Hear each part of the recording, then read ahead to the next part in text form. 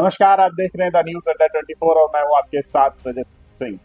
उत्तर प्रदेश की 403 विधानसभा सीटों पर हम लगातार घूम रहे हैं और वहां से जनप्रतिनिधियों से बातचीत करते हैं, क्षेत्र के विकास पर बात करते हैं, क्षेत्र के मुद्दों पर बात करते हैं। इसी कड़ी में आज हम मौजूद हैं फिरोजाबाद जनपद की सदर विधानसभा सीट से और हमारे साथ मौजूद हैं विधायक मनीष असीजा जी। बहुत बहुत स्वागत है आपका। धन्यवाद। सबसे पहले तो विधायक जी आप ये बताइए, आप इतने सरल स्वभाव के हैं, आपका हम लगभग 2 घंटे से यहाँ पर बैठे हैं, 2 घंटे से बैठ के आपका स्वभाव देख रहे हैं, बाकी जनता से मिलने का एक नजरिया देख रहे हैं। तो ये राजनीतिक करियर कहाँ से स्टार्ट हुआ, किस तरीके से आप राजनीति में? देखिए, हम लोग बोलते जो है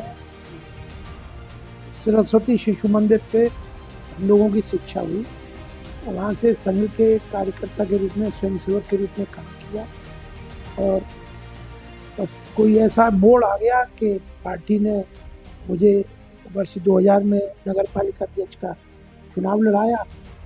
पार्टी ने, कार्यकर्ताओं ने और जनता ने मुझे जिता दिया। उसके बाद दूसरा, तीसरा, चौथा, पांचवा। आप 2012 में पहली बार विधायक बने थे। उस समय समाजवादी पार्टी की सरकार पूरे प्रदेश में थी, तो क्या कुछ चुनौतियां रही उस समय? किस तरीके से आपके जो काम करने का तरीका रहा वो क्या रहा?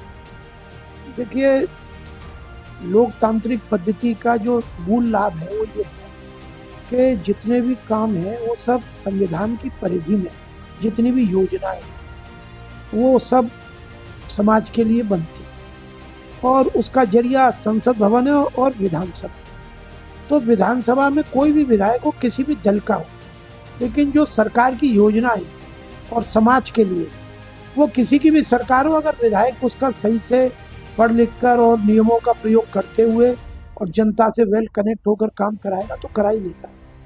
आपका जो ये सदर विधानसभा है, ये कांच उद्योग और चूड़ी उद्योग के लिए जाना जाता है, तो यहाँ से सदर विधायक ने चूड़ी उद्योग और कांच उद्योग के लिए क्या कुछ नई योजनाएं, नई परियोजनाएं लाए हैं? देखिए, चूड़ी और कांच का यहाँ पर काम लगभग 100 साल पुराना है और फिरोजाबाद के उद्यमियों, फिरोजाबाद के श्रमिकों, फिरोजाबाद के कारीगरों, इनके कौशल का लोहा पूरा भारत ही नहीं, पूरी दुनिया मानती है। और ये एक तरीके से कहना चाहिए कि स्वयं के पुरुषार्थ से खड़ा हुआ उद्योग था।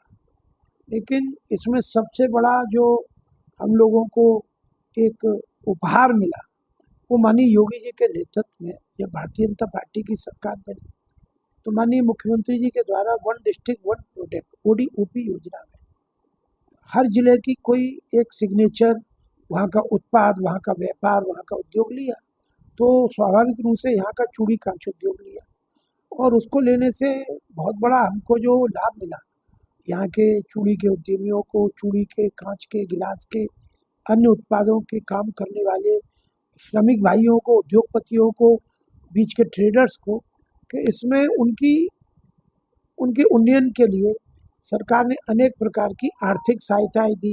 यहाँ पे इंडस्ट्रियल प्लॉट काटे, यहाँ पर बिजली के कनेक्शन हो, यहाँ पर पोल्यूशन के जो सर्वे थे उनको सबको ईज ऑफ डूइंग किया। सबसे बड़ी बात यह है कि आज जो भी आदमी है, छोटे से छोटा, बड़े से बड़ा, उसको प्रोत्साहन के रूप में धनराशि मिल रही है, स्टाम्प ड्यूटी में छूट मिल रही है।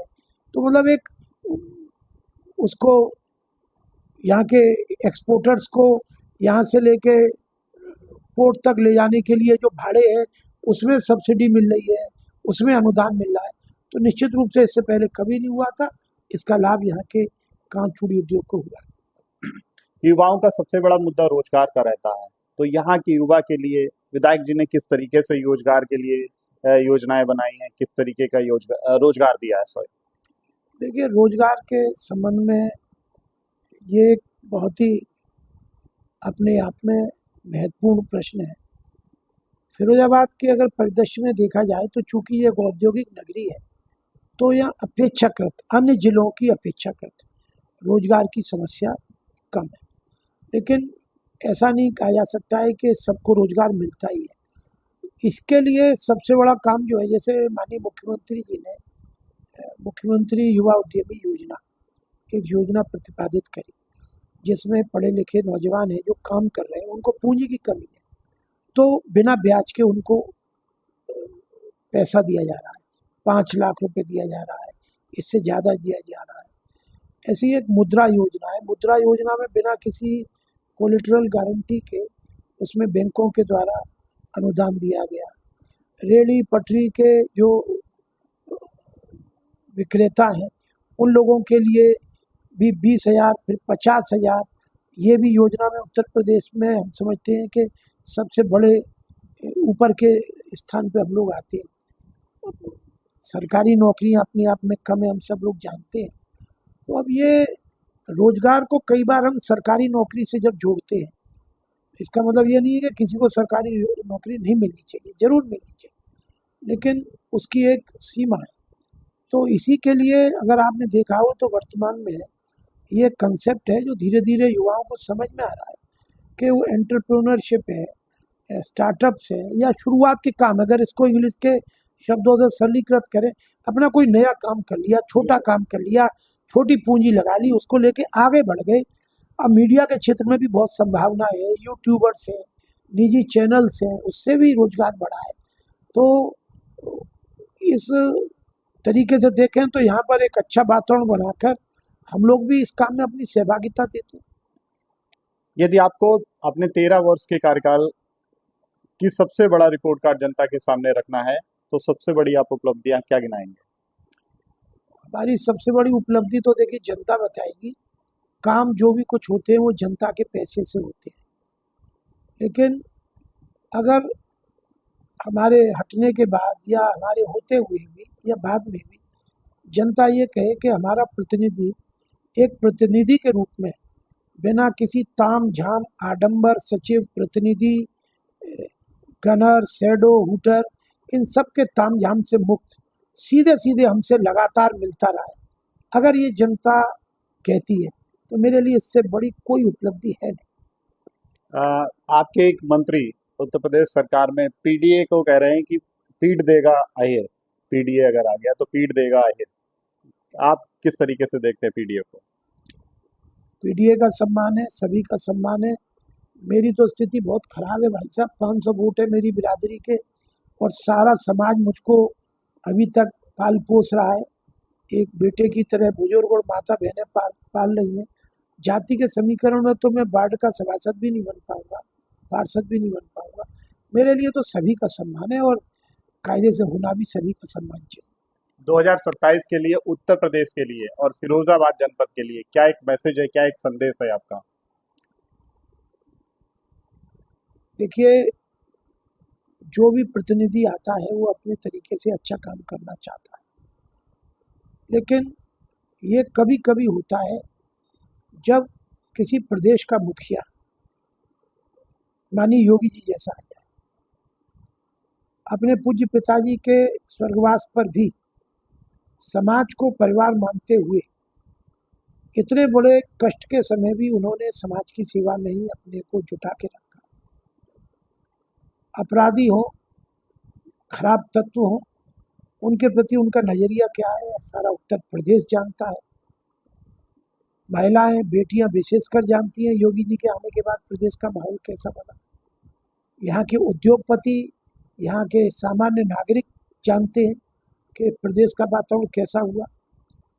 छात्र, परीक्षा देने वाले छात्र, कंपटीशन में बैठने वाले छात्र, जो आए दिन प्रतियोगी परीक्षाओं में क्या हालत होती थी, कैसे खराब काम होते थे, उन बच्चों से अगर आप पूछ लीजिए कि योगी जी के आने के बाद क्या परिवर्तन हुआ है, विकास की यात्रा तो जो भी कुछ है हम सब देख ही रहे हैं।